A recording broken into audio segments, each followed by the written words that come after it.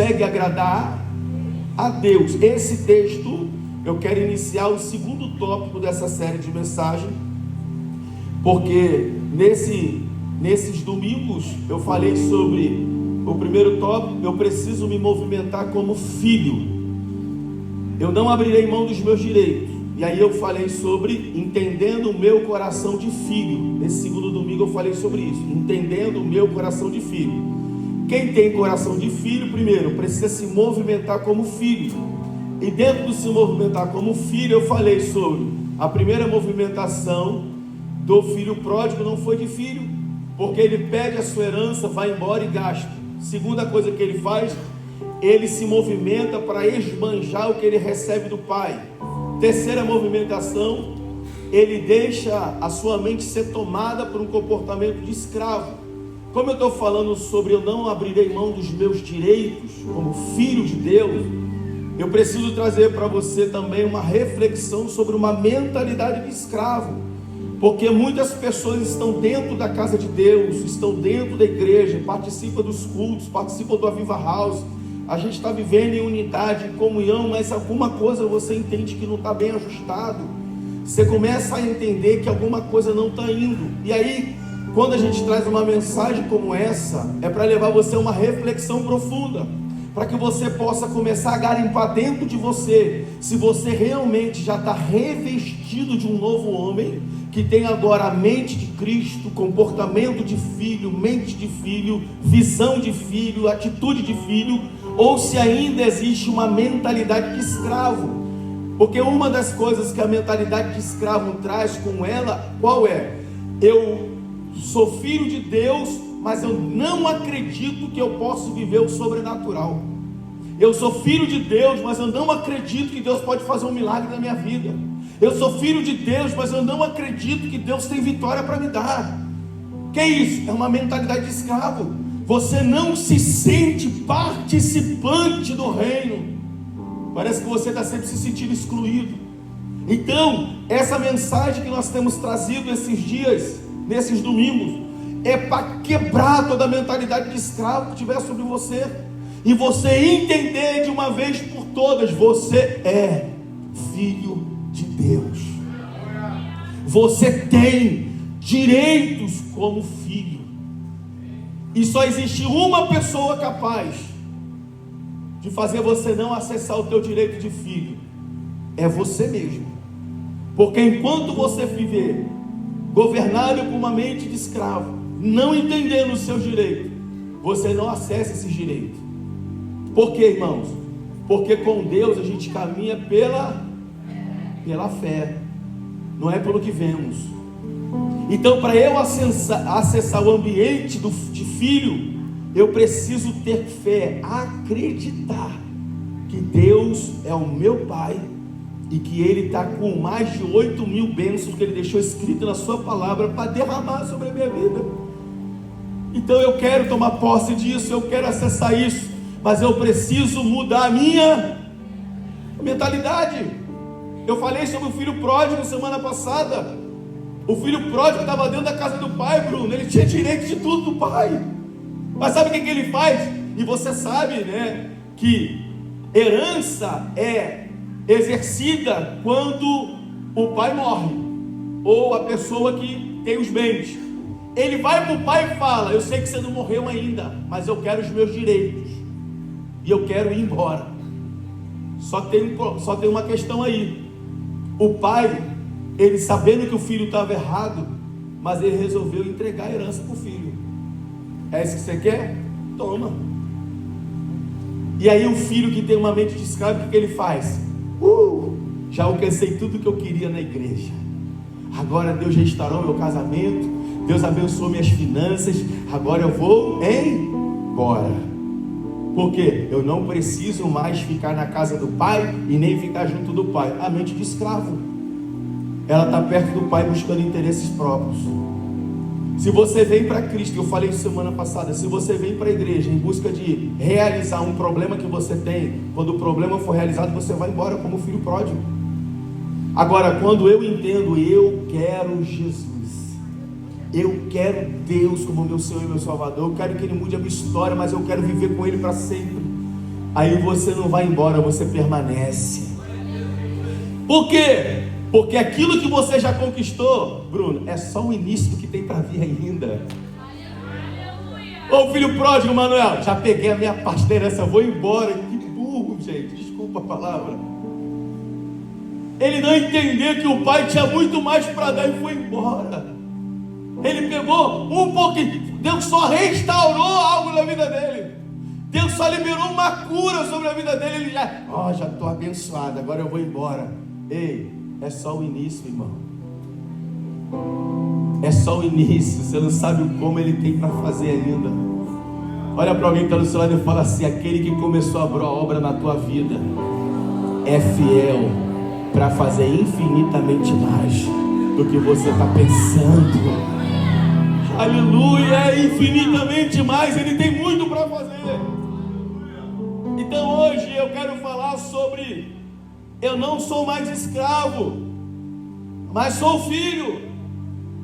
Eu não sou mais, eu sou filho. E aí o texto que nós lemos de Romanos, eu até dei uma pincelada semana passada, mas eu senti que Deus estava no primeiro tópico, e eu voltei para o primeiro tópico. E hoje eu quero falar com mais precisão desse texto.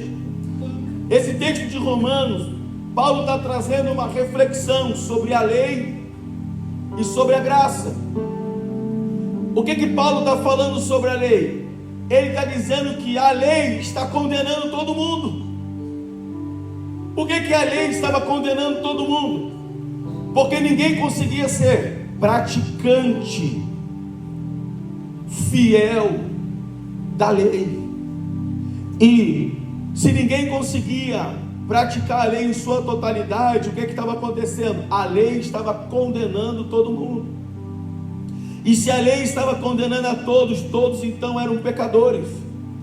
E todos então estavam sendo condenados. A condenação estava sobre a humanidade. Por isso que o texto começa a dizer que nenhuma condenação há para aqueles que estão em Cristo Jesus, que andam não segundo a carne, mas segundo o Espírito. Só existe uma forma de eu me livrar da mente de escravo: é eu acessar a pessoa de Jesus. Porque a pessoa de Cristo, ela quebra os grilhões do pecado, quebra as fortalezas das trevas e nos faz completamente livre. Então, o que nós podemos perceber nesse texto aos Romanos? A carne estava completamente rendida, ou seja, escravizada pelos desejos e prazeres carnais. E nós, ou grande parte dos que estão aqui nessa noite, nós vivíamos assim, dominados pelo desejo da carne, dominados pelas vontades de pecados que nós tínhamos. E a carne escravizava tanto algumas pessoas que estão aqui, que elas achavam impossível ter uma vida diferente daquelas que tinham. Eu lembro de um jovem, um casal que nós ganhamos para Jesus, eu e minha esposa, congregaram um bom tempo conosco aqui. Depois eles mudaram para uma região distante e nós encaminhamos eles para uma igreja. Eu lembro de um jovem que caminhou com a gente e ele achava impossível ele ter uma vida diferente. Jovem, bonito, forte, um corpo esbelto, bom, né? Pastor, aleluia. E ele entrou num caminho de pecados profundos, porque bonito, começou a vir propostas para ele se tornar garoto de programa. Ele começou a aceder essas propostas porque o dinheiro era muito. Depois de acessar esse ambiente, esse lugar de garoto de programa, alguém fez uma proposta para ele: você não consegue fornecer drogas para a gente? Ele começou, além de ser garoto de programa, a fornecer drogas agora. E quando tinha festas, ele era a pessoa que fornecia drogas para várias pessoas. Até o momento que ele chegou a dizer que acabou a minha vida, não tem mais jeito, eu estou dentro de um lugar que eu acho que eu nunca mais vou sair daqui. E aí ele cometeu o erro de vir num culto como esse aqui na nossa igreja. E naquele culto, uma palavra que foi liberada aqui de altar quebrou as fortalezas do pecado que estava nele. Todo domínio da mente que estava sobre ele foi despedaçado por uma palavra que saiu daqui. Ele entregou a vida dele para Jesus e falou: pastor, eu preciso de ajuda. Eu fiz um gabinete com esse cara, mano. A gente passou quase o dia inteiro ali, eu ministrando libertação nele. Ele caía no chão, gritava, e eu ministrando libertação. Quase um dia inteiro. Depois que ele se levantou daquele chão, irmão, o semblante dele não era mais o mesmo. Aleluia. Eu lembro que eu fui fazer o batismo dele, antes dele descer as águas, a gente estava num momento de adoração. Ele disse que de repente ele entrou numa visão espiritual, aonde ele via a vida dele passando em questão de segundos. E ele falou: pastor, parece que eu entrei dentro de um trem, e o trem estava em alta velocidade. De repente uma parede apareceu diante de mim, e eu falei: eu vou bater na parede. Ele disse que quando ele bateu na parede, no ambiente de culto, ele caiu no chão. Ele caiu de cara no chão, pá, e começou a chorar. Ele disse que quando ele se levantou, ele viu o corpo dele no chão. Ele: ué, o que está acontecendo? Será que eu morri? Por que eu estou vendo o meu corpo no chão? De repente ele entendeu: é um novo nascimento. O teu velho homem está sendo sepultado hoje. Hoje está se levantando uma nova criatura. Quando ele ficou de pé, ele estava em lágrimas. Ele falou: pastor, hoje eu entendi o que é o novo nascimento. Eu nunca mais vou ser a mesma pessoa que eu fui. Eu nunca mais vou ser o mesmo.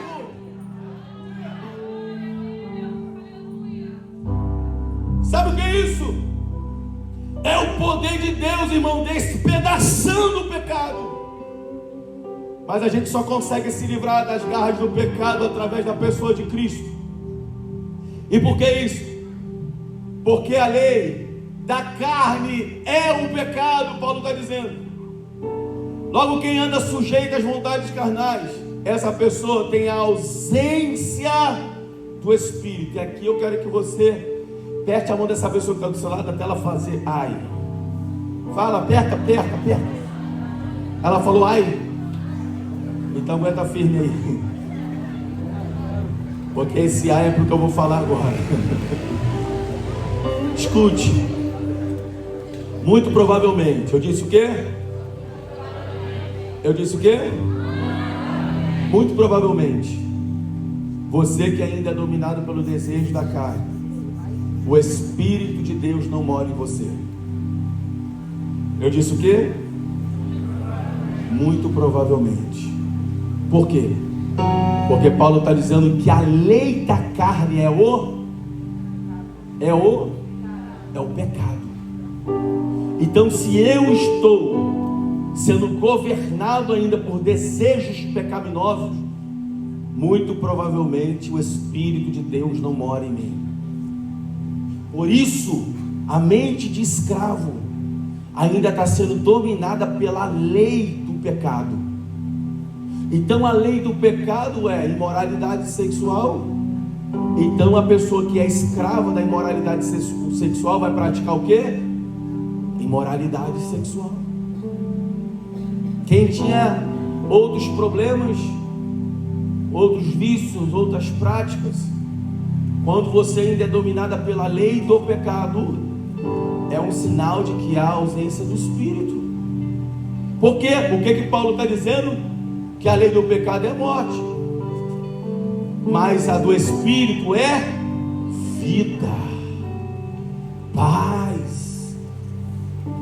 Então, a lei do pecado, da carne é o pecado. Logo, quem anda sujeito às vontades carnais, essa pessoa tem a ausência do Espírito.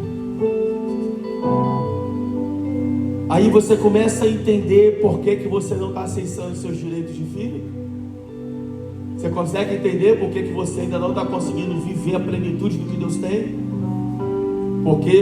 Porque provavelmente, eu não estou afirmando porque eu não sou Deus, eu não tenho como analisar os irmãos e dizer, não, você tem o Espírito, você não tem.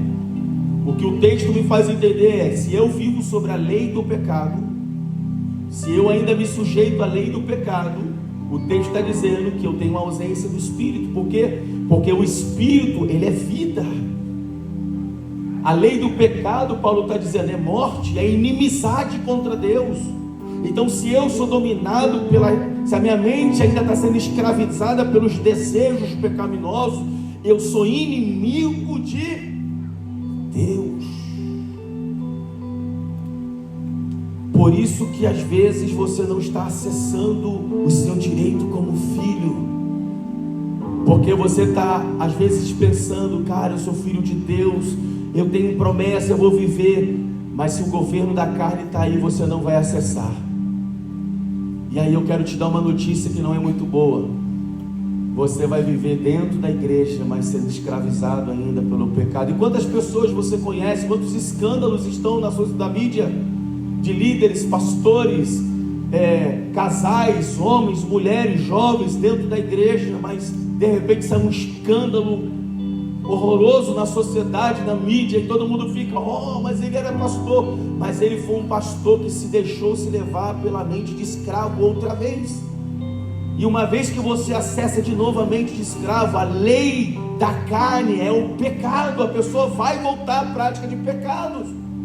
Eu conheço um pastor que andou comigo um tempo quando eu morava em Goiânia, que ele foi pregar em Minas Gerais, se envolveu com um grupo de pastores e foram parar dentro de ambiente de drogas, de prostituição, e ele foi morto, saiu na mídia. Quando eu vim daqui eu fiquei escandalizado, falei, cara, um pastor foi jogado lá na Pampulha, irmãos, morreu como bandido, mas eu sabia que ele era um pastor. Mas o que aconteceu? A mente de escravo voltou. Por causa de quê? Por causa de brechas. E quando a mente de escravo volta, a pessoa volta para a prática do pecado. Por quê? Porque a lei da carne é o pecado, irmãos.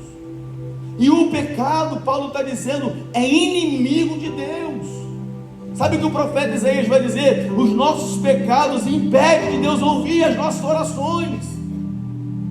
Então, às vezes, você está querendo acessar as heranças, o ambiente de filho, mas você precisa entender, você precisa abrir mão da lei do pecado. E você consegue abrir mão da lei do pecado, sabe como? Somente acessando a pessoa de Cristo.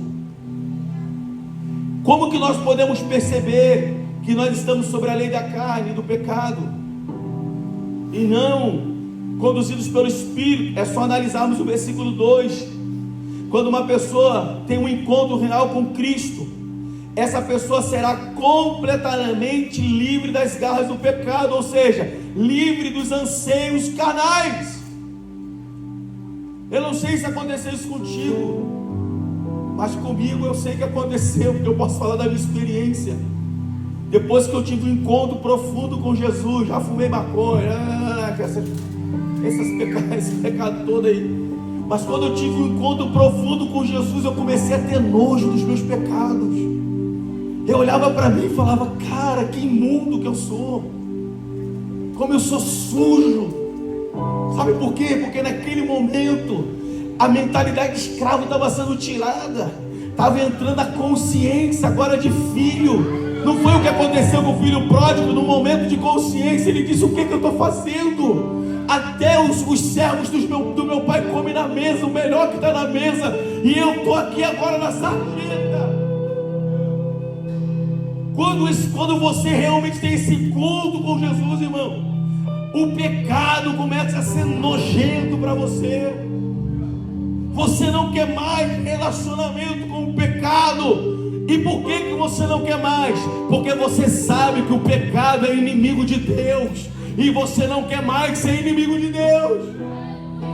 Agora você quer ser filho, quer andar junto do Pai. Então eu não posso mais me entregar. Você consegue entender isso?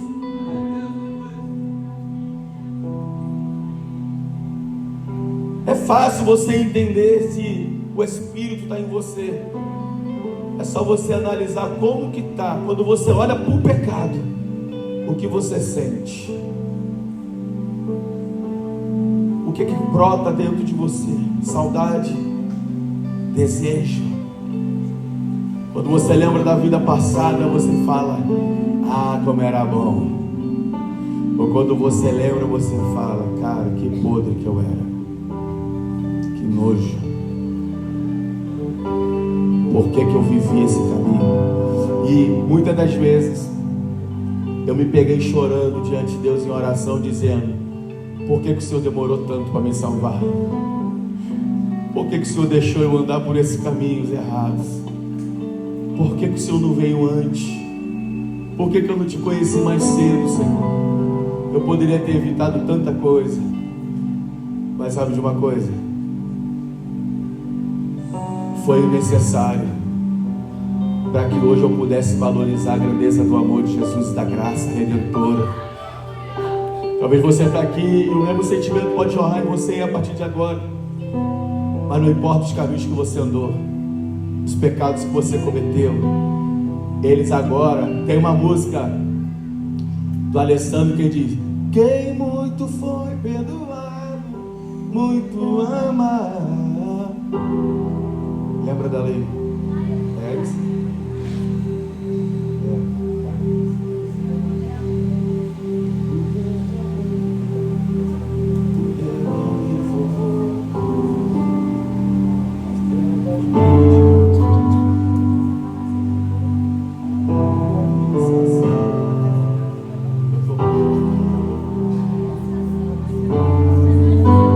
Essa canção é uma canção que quando eu ouvi a primeira vez eu falei: é isso. Às vezes, escute isso, a pessoa que nasce na igreja, ela tem um privilégio, irmão, de não conhecer as veredas do pecado, de não conhecer as garras do pecado, a escravidão. Você não ter domínio sobre a sua vida, mas o pecado é que te domina. Mas aqueles que andaram pelo mundo afora, que conheceram o lamaçal de pecado, quando eu ouvi essa canção: quem muito foi perdoado, muito ama. Quem muito foi perdoado, muito ama. Ou seja, quem mais foi escravo do pecado, depois que conhece a Cristo, entende a grandeza desse amor. Uau! Você sabe, vamos adorar Ele com essa canção? Vai, adora. Das trevas vinte,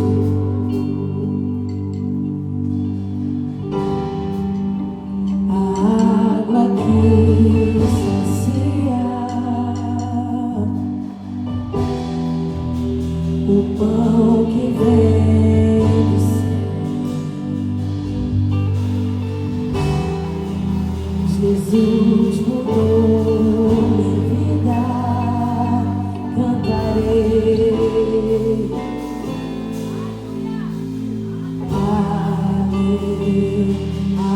Aleluia,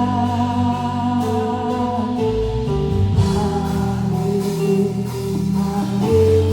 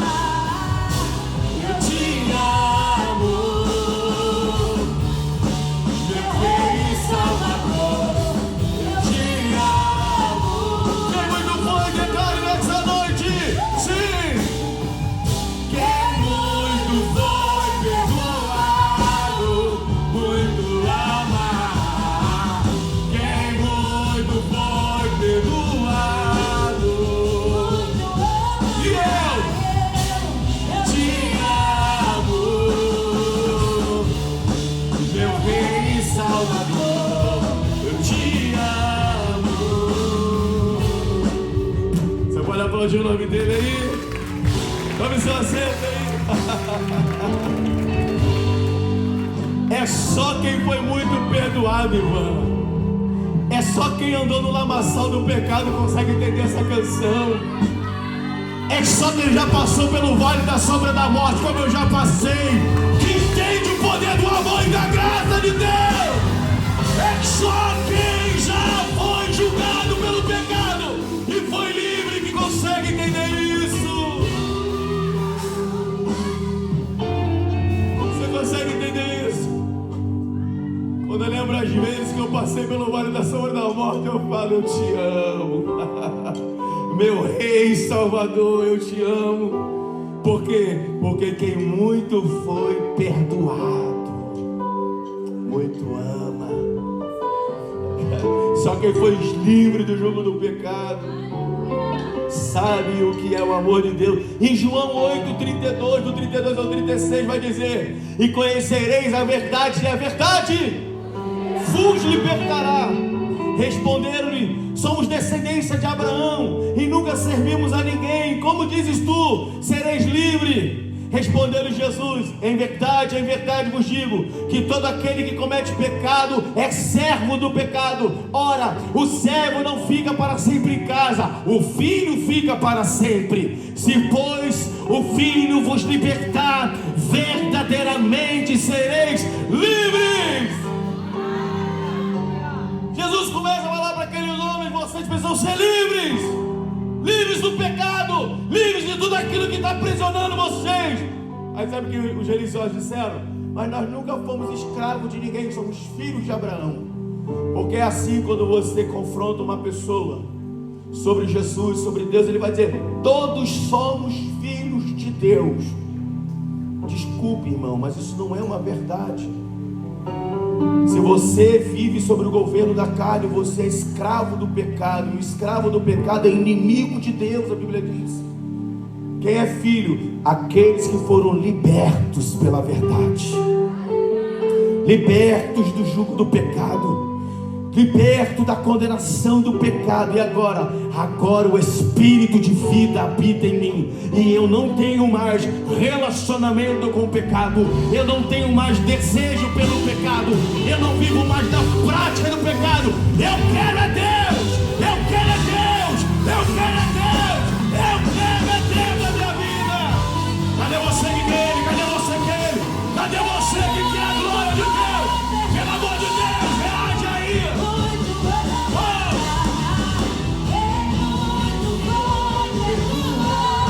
Eu te amo, Senhor. Te amo, meu Rei Salvador. Eu te amo.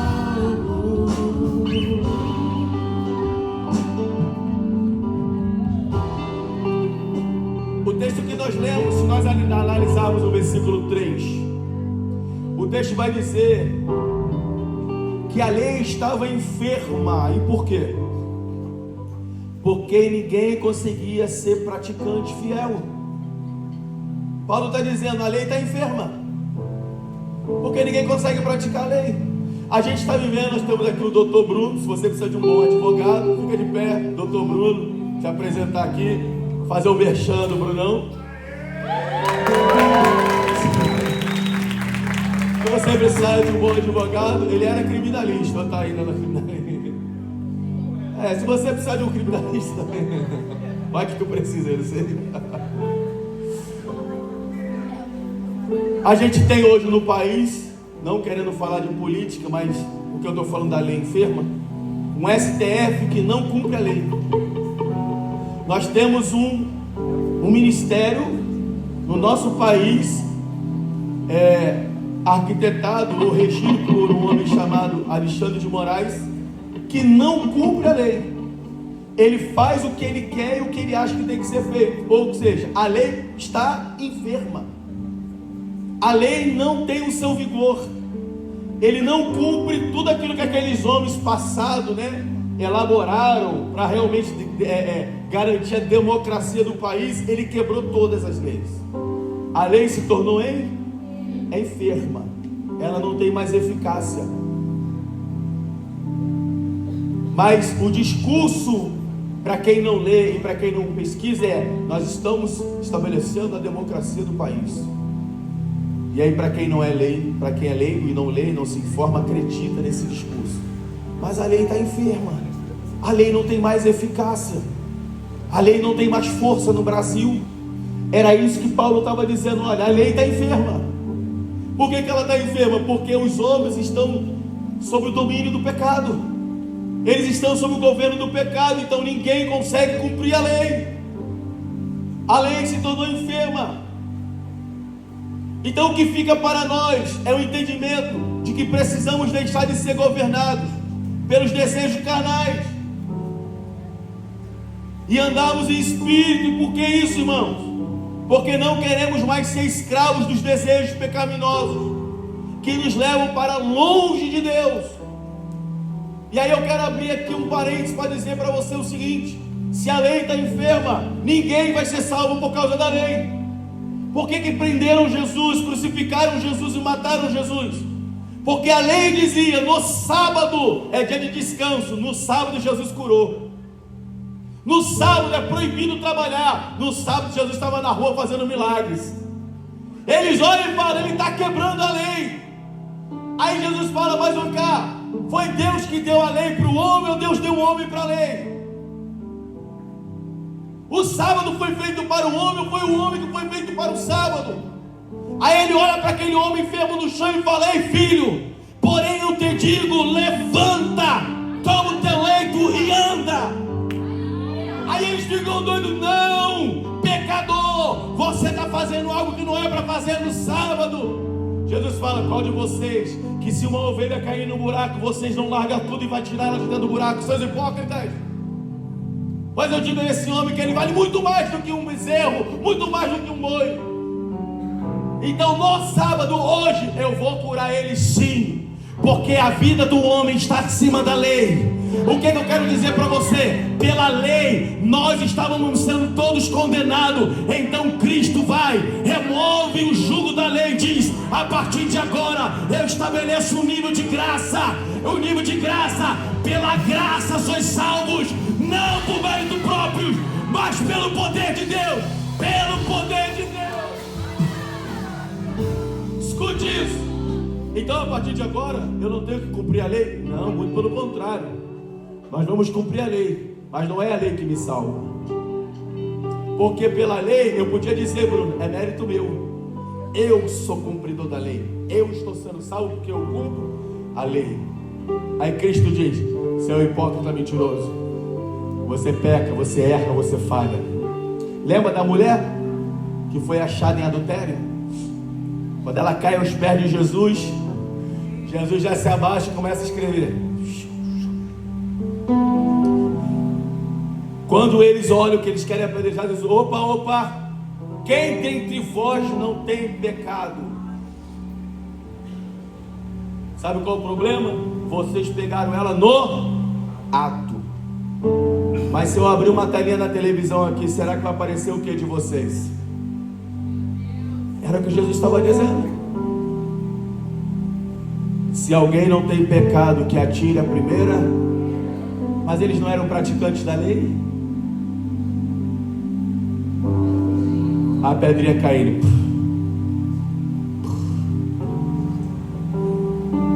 Jesus olha para ele e fala: ei filha, cadê os teus acusadores?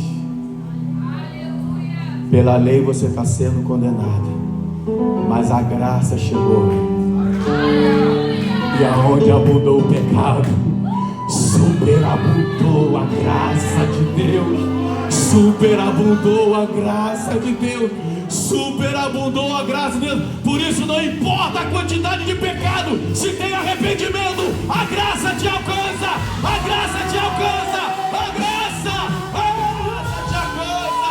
Vai, adora ele, porque a graça nos alcançou. Oh, adora ele. Fui perdoada. Diga. Fui perdoado. E amado por Jesus. Fui perdoado.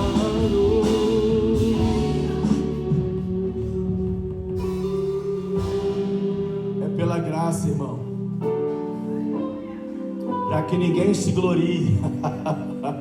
É pela graça, para que ninguém diga: foi pelos meus méritos, foi porque eu sou bom demais, não é porque eu sou muito santo. Não, não tem muito santo nem muito pecador. É pela graça. É pela graça, não é mérito, é graça de Deus. Ele decidiu te amar, mesmo você no lamaçal de pecado. Ele decidiu acreditar em você, Ele decidiu resgatar você, Ele decidiu descer do céu, se tornar homem, se tornar forma de humana, para poder morrer por mim e por você. É pela graça, é pela graça, é pela graça, é pela graça, é pela graça, é pela graça de Deus que nós somos salvos.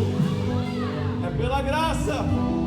Pega na mão dessa pessoa que está do seu lado e fala: ei, meu irmão, não importa se você é bonzinho, se você é ruinzinho, eu quero te dizer que é a graça que vai te salvar. É pela graça, é pela graça, é pela graça, é pela graça, é pela graça, é pela graça de Deus, é a graça de Deus.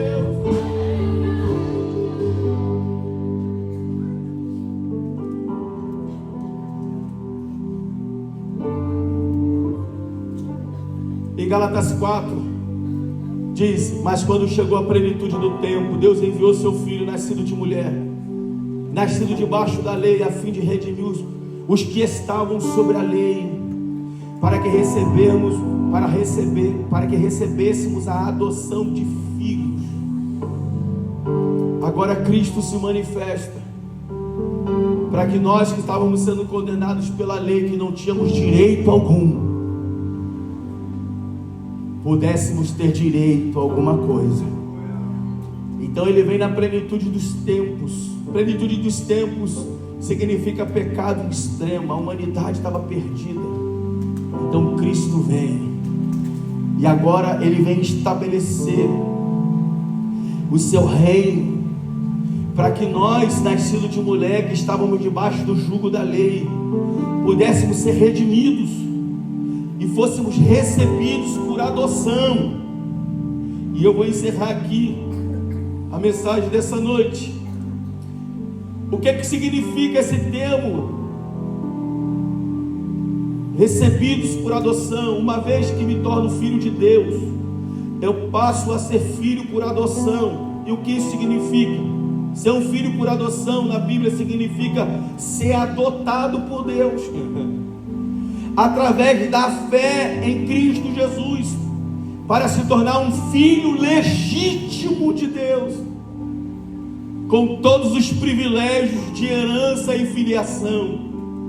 Essa adoção não é baseada no mérito humano, mas na graça de Deus, e concede uma nova identidade e a capacidade de chamar a Deus de Pai, através do Espírito Santo que clama: Abba, Pai, em nossos corações. Filhos por adoção. Nós fomos adotados por Deus através da pessoa de Jesus. Então nós que não tínhamos direito nenhum, Israel, agora temos direito. Nós que éramos filhos bastardos, Manuel, agora somos filhos legítimos.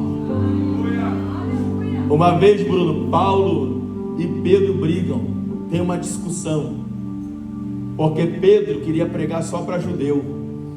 Pedro tinha uma veia judaica muito forte. Aí um dia eles estão no mesmo ambiente, era como se fosse uma casa que eles se reuniam, e eles estavam em grupos nas mesas. Aí Pedro está lá no meio dos gentios, que somos nós, gentios, os que não são judeus. Pedro está lá conversando. Daqui a pouco os judeus que haviam se convertido a Cristo entram no mesmo ambiente. Quando Pedro vê os judeus entrando, Pedro disfarçadamente levanta da mesa e sai, e vai se juntar com os judeus. Aí Paulo está vendo do outro lado. Paulo, irmão, dizem que Paulo era um baixinho invocado, irmão. Paulo, no meio de todo mundo, fala: ô Pedro, o que você está fazendo, mano? Eu estou vendo a tua atitude, saindo da mesa dos irmãos gentios para se juntar com os judeus. Por acaso Deus faz acepção? Por acaso Ele não me levantou para ser pregador dos gentios? Por acaso Deus não quer salvar os gentios? O que você está fazendo? Deus veio para gentios, publicanos, Deus veio para todos. Paulo quebra o pau com Pedro, meu irmão, porque Pedro estava com segmento na cabeça. Eu arrisco a dizer, se fosse por causa de Pedro, a gente não ia conhecer Jesus. Aí Deus pega um homem chamado Paulo, tem um encontro com Paulo e fala: tu vai pregar por gentios, porque eu sei que tu vai cumprir o propósito. Então a mensagem chegou até a gente. E nós que éramos gentios, que não tínhamos direito nenhum, agora podemos sentar na mesa. Vamos sentar na eternidade na mesa com Abraão. Vamos sentar com Moisés, com Isaac, com Jacó. Vamos sentar com Davi. Vamos sentar com o profeta Elias. Vamos sentar com o profeta Eliseu. Vamos sentar com Paulo, Silas. Nós vamos sentar na mesa porque a graça nos alcançou. Você consegue entender o privilégio? Você consegue entender o privilégio que Deus concedeu a mim e a você? Somos filhos por adoção, mas isso não nos torna não participantes da herança. Você que está aqui, se de repente você adotou um filho, você sabe que ele tem o mesmo direito de que os outros. É você que vai otorgar os direitos. Você consegue entender isso? Eu costumo dizer que o pai e a mãe que adota tem um coração muito maior do que aqueles que são pais biológicos, porque você abre um espaço no teu coração assim, ó, muito grande para uma pessoa desconhecida entrar. E você começa a dar amor para essa pessoa. Então eu costumo dizer que esse coração ama muito mais do que aqueles que são pais biológicos. É isso que Deus fez, irmão. Deus nos adotou. Gente que não tinha direito nenhum, cara. A gente mora em Saracuruna, mano. Se existe um lugarzinho longe do mundo, é Saracuruna. Aí o que Deus fez? Mas lá em Saracuruna tem filhos. Lá no Cangulo tem filhos. Lá no Rasta tem filhos. Vila do Saí tem filhos. Jardim Primavera tem filhos. Tem filhos, tem filhos, tem filhos. E se tem filhos, eu vou lá para salvar ele. Eu vou lá para salvar ele. Você tem direito. Você tem direito. Você só precisa. E é tão forte isso que eu estava lendo isso. Eu vou antecipar algo que era para a semana que vem. É tão forte isso que você sabia que quando um pai quer saber se o filho é dele, o que ele faz? Teste de DNA. O pai saber se é filho legítimo. Mas no reino de Deus é contrário. É você que precisa aceitar e reconhecer Ele como teu pai. Você consegue entender isso? É você que tem que dizer: eu aceito a adoção. Eu quero Deus como meu pai. Eu quero ser filho de Deus. Eu quero ter direito às heranças e quero fazer parte da mesa do Senhor. Sou eu.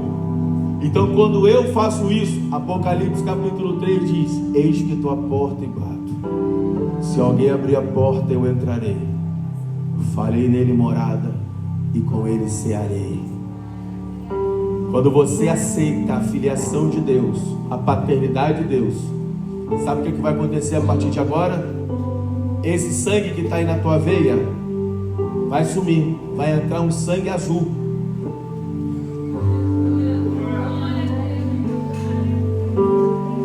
Então falando um sangue azul para tu entender que é algo diferente. Esse sangue azul tem um nome: Jesus de Nazaré. Aí quando Deus vai olhar para você, Ele não vai mais ver você, Ele vai ver o DNA de Cristo. Então quando Deus olha para mim e para você, Ele olha o sangue de Jesus. Aí Deus olha, deixa eu ver se tem filiação ali. Opa, lavado pelo sangue do Cordeiro, liberto pelo sangue do Cordeiro. Ali tem DNA do céu. Aí você começa a acessar os seus direitos de filho, mediante o que? O sangue de Cristo, que fez de mim e de você agora filhos, não mais por adoção, mas agora passamos de adoção a filhos legítimos, porque o DNA que está aqui, Manuel, agora é o dele. Você consegue entender isso? Tá dando para entender? Eu falei sangue azul, é brincadeira, tá, irmão? É só para diferenciar mesmo. Porque agora, se Deus quiser fazer o DNA, Ele vai olhar para você e vai ver: opa, sangue do meu filho corre ali, sangue do meu filho corre ali, sangue do meu filho corre ali, sangue do meu filho corre ali, o sangue do meu filho corre ali, o sangue do meu filho corre ali. Ali tem filhos legítimos, porque o DNA do meu filho está correndo lá. Eu quero orar com você.